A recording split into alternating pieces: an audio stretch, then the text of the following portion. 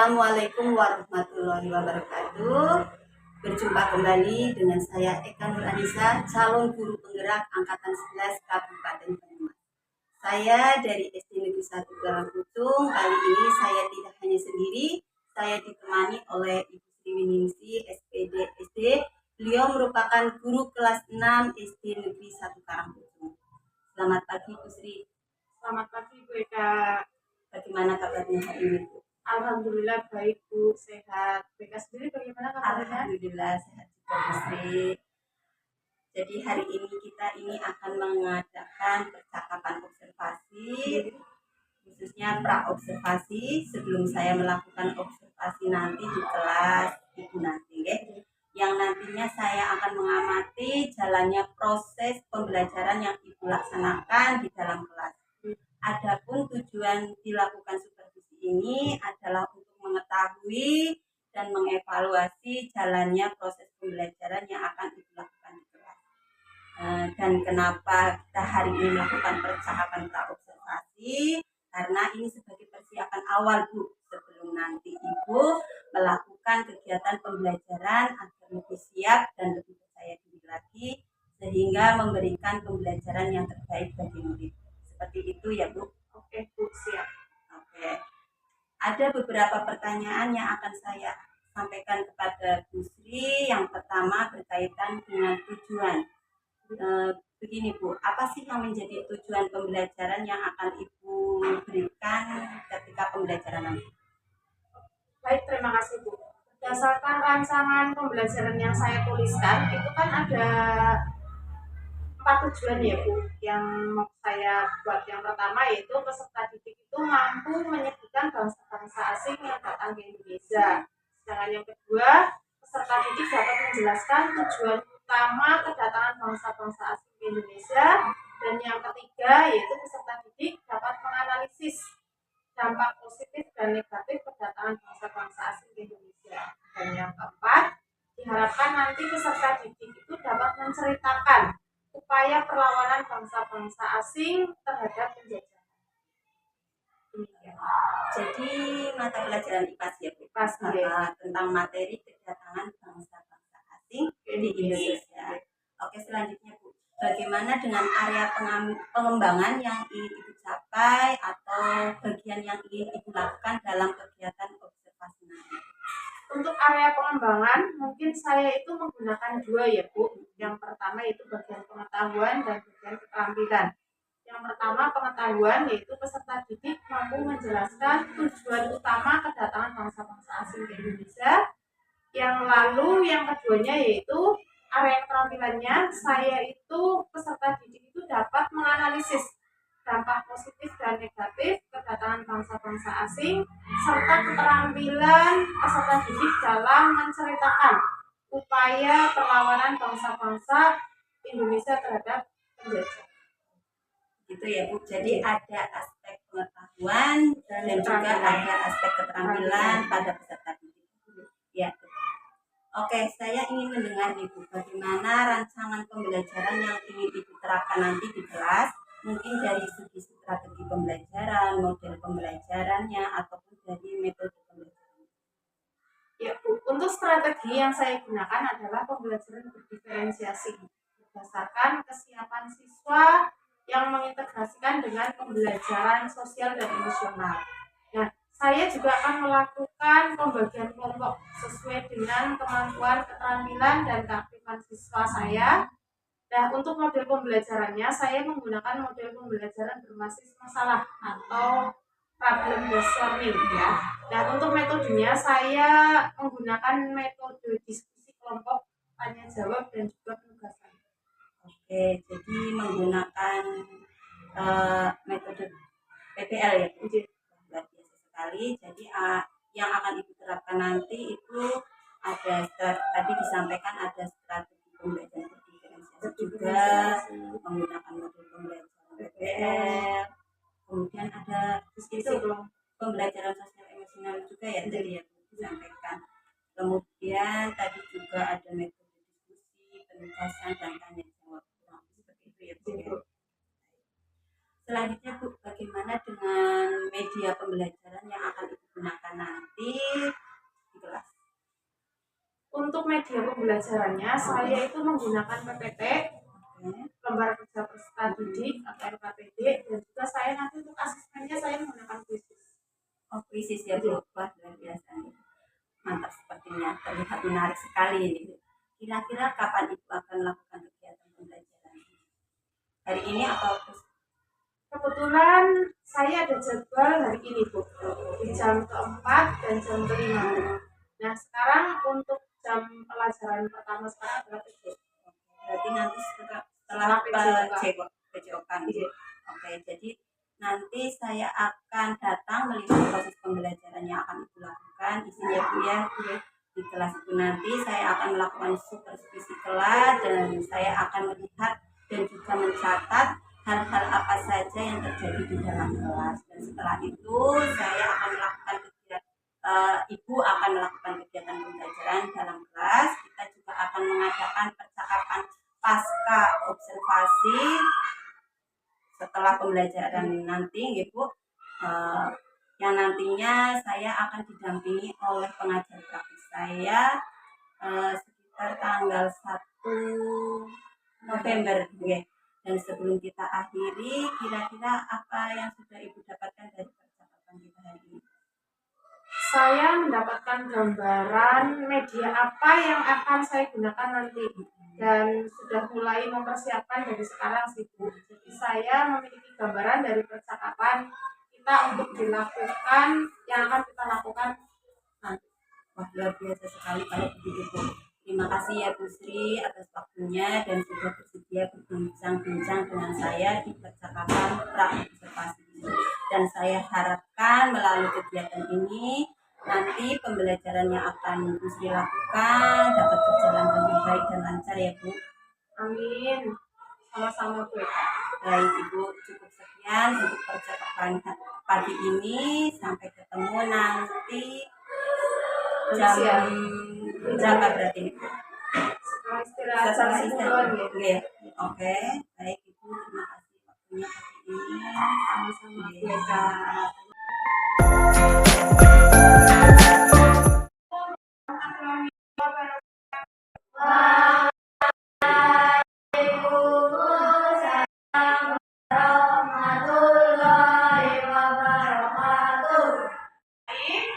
Kita buat kesepakatan kelas terlebih dahulu.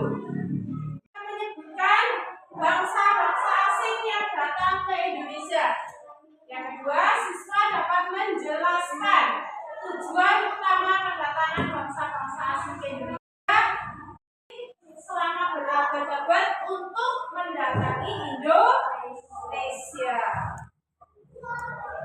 Nah, selanjutnya, jalur rempah, jalur perdagangan. Untuk mencari rempah-rempah itu ada 3. Ada jalur melalui jalur laut, melalui jalur darat, dan melalui pusat perdagangan. Melalui jalur laut, kapal-kapal dari berbagai negara itu berlayar melintasi lautan dengan membawa rempah-rempah dari Indonesia kemana? Bisa melalui jalur perdagangan. Dari India pada abad ke-2 Masehi.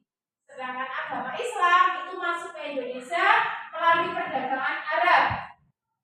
Dan bangsa Eropa masih menggunakan sistem barter. Tapi setelah bangsa Eropa datang ke Indonesia, Indonesia mulai mengenal mata uang dan sistem perdagangan modern. Jadi sudah mulai menggunakan mata uang untuk penjual pembelian, jual belinya. Kalau tadinya jual beli masih menggunakan sistem barter, setelah kedatangan Eropa, perkembangan ekonominya sudah mengenal mata uang dan juga kedatangan bangsa Eropa ke Indonesia itu membawa dampak sosial dan juga membawa dampak politik. Aku dan kamu saling berjabat tangan. Aku dan kamu saling bertepuk tangan. Aku dan kamu berpelukan. Oke, sudah semangat? Sudah. Oke, silakan. Yaitu cerita tentang Indonesia kita. Topik yang akan dibahas adalah topik A, yaitu kedatangan bangsa-bangsa asing di Indonesia. Materi ini sudah berdasarkan kurikulum Merdeka. Rempah-rempah Indonesia. Awal kedatangan bangsa Portugis adalah untuk perdagangan, tapi kemudian mereka ingin menguasai jalur perdagangan dan daerah penghasil rempah-rempah. Bentuk tiga. Sampai tadi ya, yang ada emas, apa? Fosfor, satunya? Yo, apa ya tadi? Tadi ada loh di video. Apa saja? Gold, dori, fosfor. Itu dibentuk oleh siapa ya?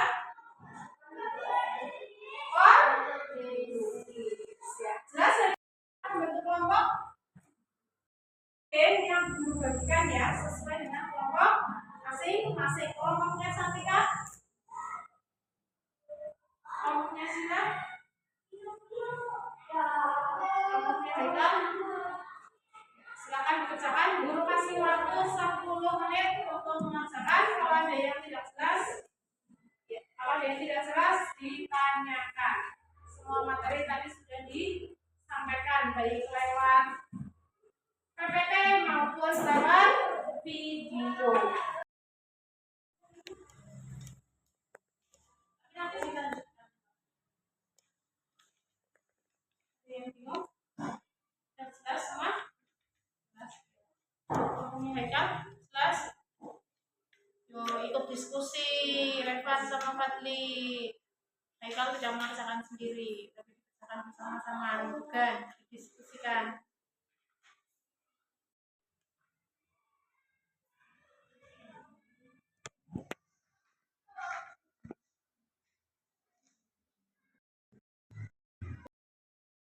Kalian dari kelompoknya Sila dulu, ayo maju. Dua. Ya, satu membaca. Kalau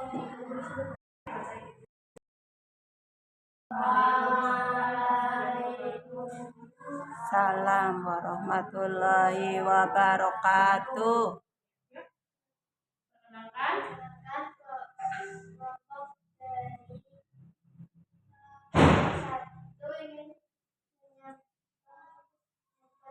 mempresentasikan diskusi kami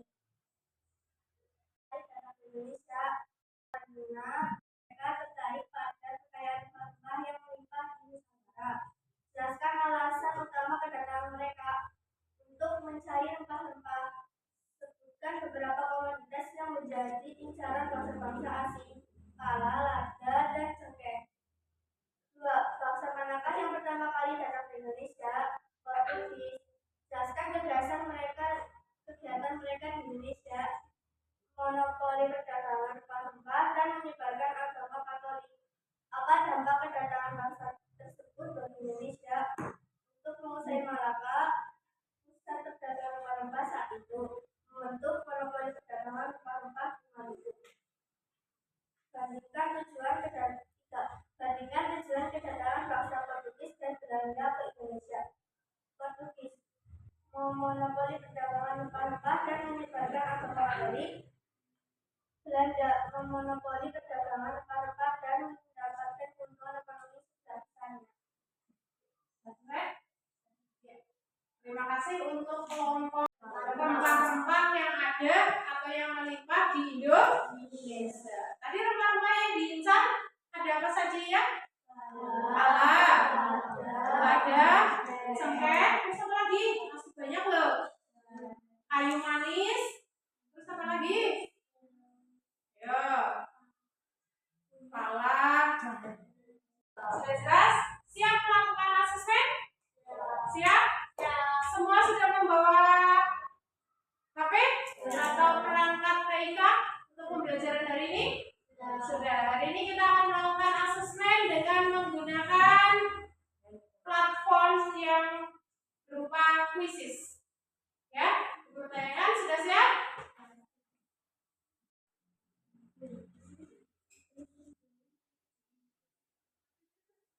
Ya, sama namanya.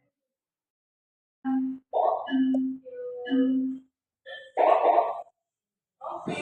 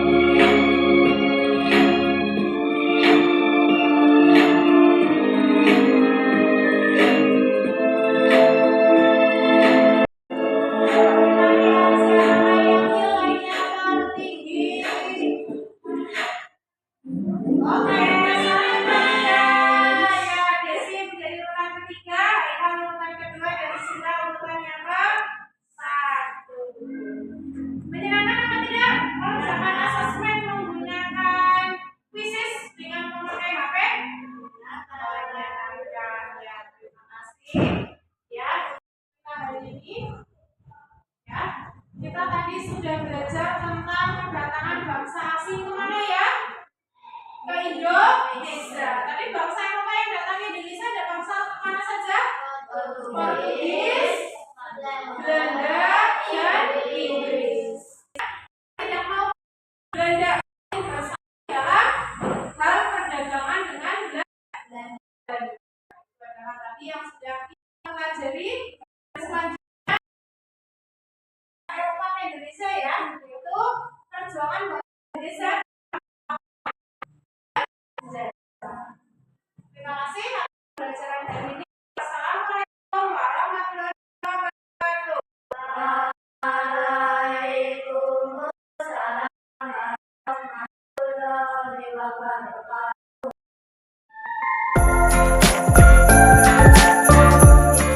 Assalamualaikum Bu Sri, selamat siang. Waalaikumsalam warahmatullahi wabarakatuh. Selamat siang juga Bu Eka. Bagaimana kabarnya Bu Sri? Alhamdulillah baik Bu Eka. Bu Eka sendiri bagaimana kabarnya? Alhamdulillah sehat juga Bu Sri. Boleh kita ngobrol sebentar?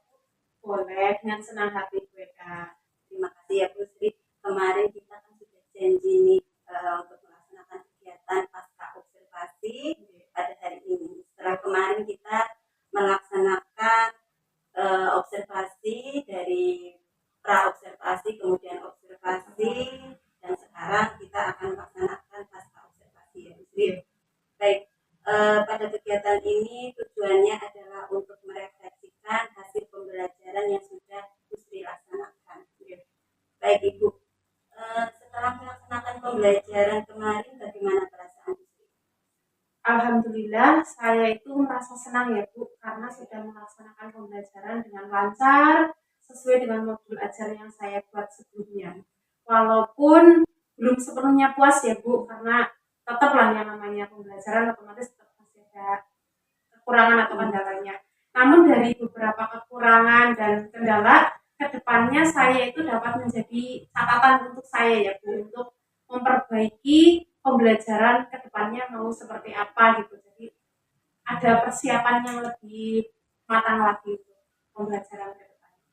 Jadi dari pembelajaran sebelumnya dengan belajar ya Bu dari kesalahan, dari catatan-catatan kekurangan, dipelajari apa yang masih kurang, kemudian nanti Bu Sri akan berusaha memperbaiki sampai sekali Bu Sri. Kemudian bagaimana perasaan Ibu melihat respon anak-anak? Ya, kalau menurut catatan yang saya buat ya selama pembelajaran, menurut saya minat dan motivasi siswa sih sudah meningkat ya Bu, karena mereka itu dapat menyimak pembelajaran melalui PowerPoint yang saya tayangkan. Saya juga menayangkan video pembelajaran, terus untuk asesmen saya juga menggunakan quizzes ya. Terus juga dari lembar LKPD yang saya berikan.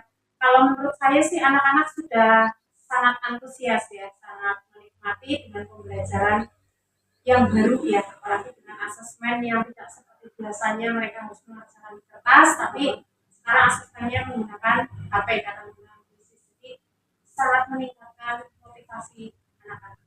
Ya, kelihatan sekali kemarin ya pada semangat bawa HP, karena mungkin itu hal yang baru ya, strategi baru. Nah itu caranya supaya itu membagi anak-anak apa dipegangkan terus juga gimana? Untuk HP-nya saya yang pegang, jadi saya memberikan HP itu setelah mau asesmen. Jadi supaya anak juga tidak memanfaatkan langsung bawa HP nanti pas istirahat atau pas jeda pembelajaran nanti bisa main HP itu tidak. Jadi saya berkomitmen anak-anak bawa HP, tapi pagi dikumpulkan dulu saya, nanti setelah pembelajaran juga masih di saya, nanti pas mau asesmen baru saya berikan ke anak-anak. strateginya ya, supaya biarkan anak pegang HP. Ya, jadi dengan strategi baru, dengan media yang berbeda, membuat pembelajaran lebih bermakna, ya, menyenangkan, dan itu sudah melaksanakan pembelajaran yang berpihak pada murid. Baik Bu, dalam pelaksanaan kemarin, apakah pelaksanaan itu sudah sesuai dengan rencana yang sudah dibuat?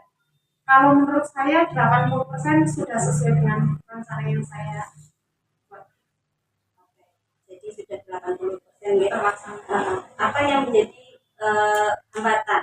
Kenapa tidak 100%? Ada kendala mungkin dalam melaksanakan pembelajaran kemarin? Ya, kalau ketika pembelajaran ya bukan tentunya seperti target saya pengennya sih 100% tercapai ya Bu. Cuman melihat dari kondisi anak apalagi pas pembagian kelompok seperti itu kan kadang ada siswa yang apa ya perbedaannya terlalu jauh kayak gitu. Jadi terlihat dari keaktifan siswanya juga berbeda. Nah di situ yang membuat kadang tidak sesuai dengan rencana yang saya tuangkan di modul belajar seperti itu. Jadi yang tadinya kendalanya adalah mengakomodir kebutuhan belajar siswa yang berbeda itu tadi. Nah sulitnya di situ karena memposisikan siswa itu tadi dalam kelompok. Jadi yang perbedaan antara satu kelompok antara si A dan si B itu terlalu jauh. Jadi ada yang kurang pas dalam pasangan kelompok itu. Jadi kan mempengaruhi tingkat keaktifan. Jadi mungkin si A lebih aktif, sedangkan si B cuma ikut-ikutan terlalu pasif kayak gitu. Jadi ada anak yang tidak percaya diri mungkin tidak aktif. Tidak aktif. Jadi jumlah muridnya berapa? Kalau kelas 6 itu ada 12 sebenarnya ya Bu. Cuman kan yang reguler itu hanya 7. Jadi yang non reguler kan tidak saya ikutkan yang reguler saja sejumlah 7 peserta didik. Dengan jumlah sedikit ya mungkin jadi agak sulit mungkin. Apalagi untuk menumbuhkan rasa percaya diri itu tidak mudah nih mungkin ya, perlu ada apa Kesinambungan jadi apa ya jadi ya karena karakter anak itu kan masing-masing ya jadi mungkin yang ini lebih aktif di yang bagian apa lah ini apa kayak gitu jadi ya susahnya di situ karena kita harus berdiferensiasi ya Bu jadi kita ada pengelompokan siswa sih seperti itu. jadi komitmen Bu Sri sendiri untuk mengatasi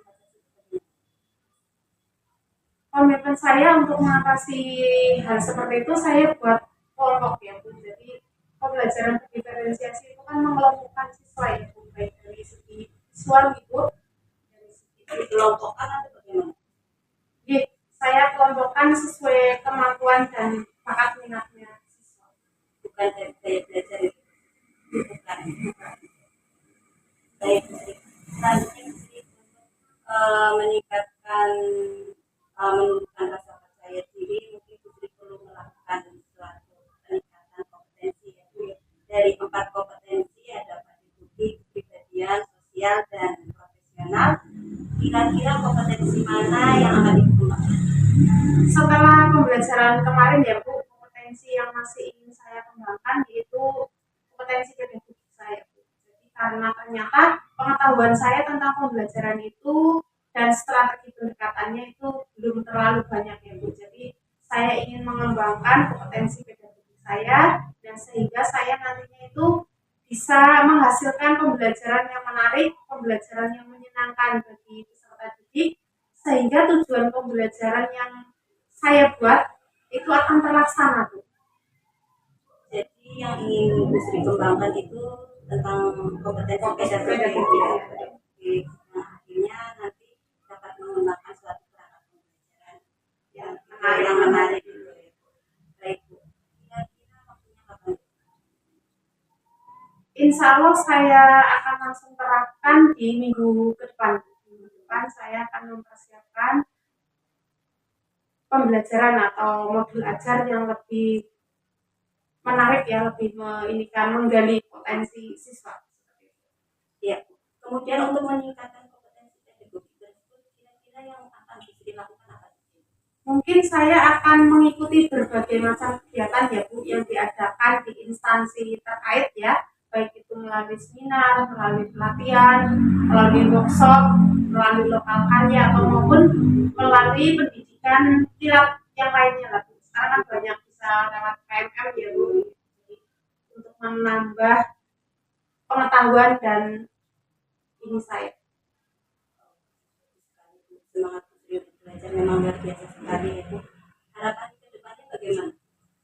Harapan saya semoga saya itu bisa melaksanakan pembelajaran yang lebih menyenangkan lagi ya Bu untuk peserta didik yang lebih menarik bagi siswa. Jadi siswa itu tidak pembelajarannya ini lagi itu lagi seperti itu Bu. Jadi saya itu akan mencoba menerapkan setidaknya itu seminggu sekali saya itu melaksanakan pembelajaran yang diferensiasi ya Bu, supaya tidak terlalu monoton. Jadi pembelajarannya itu lagi gitu. Otomatis kan peserta didik bosan lah seperti itulah.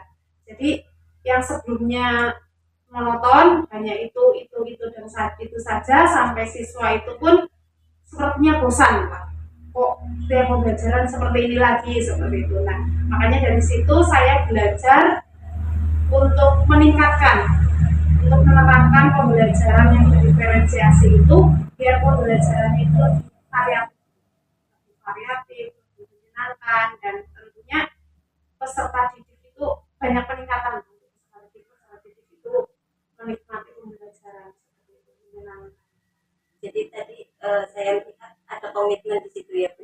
Ada komitmen itu akan melaksanakan pembelajaran diferensiasi waktu Mulai minggu depan. kemudian setiap Seminggu sekali minimal melaksanakan ya. pembelajaran yang diferensiasi. Sekali Bu, pengalaman Pusri dan semangat Pusri semoga menular ke saya ini. Amin. Kemudian Bu, bagaimana perasaan Ibu setelah Ibu melakukan serangkaian kegiatan ini bersama saya dari pra-observasi, observasi, kemudian pasca-observasi? Alhamdulillah saya itu merasa senang ya Bu, karena dapat berbagi dengan Bu Eka, bisa menjadikan saya lebih berinovasi ya dalam pembelajaran. Jadi tidak langsung meningkatkan saya untuk tetap berinovasi, untuk tetap berkreasi dalam pembelajaran seperti itu. Memang perlu kegiatan-kegiatan seperti ini ya. Jadi kegiatan pasca observasi ini telah dilaksanakan. Terima kasih sudah membantu waktunya dari kemarin gitu dari gue. Semoga kegiatan ini bermanfaat untuk kita semua, terutama untuk saya tentunya. Saya akhiri Bu. Terima kasih banyak. Sama-sama. Selamat melanjutkan aktivitas. Wassalamualaikum warahmatullahi wabarakatuh. Waalaikumsalam.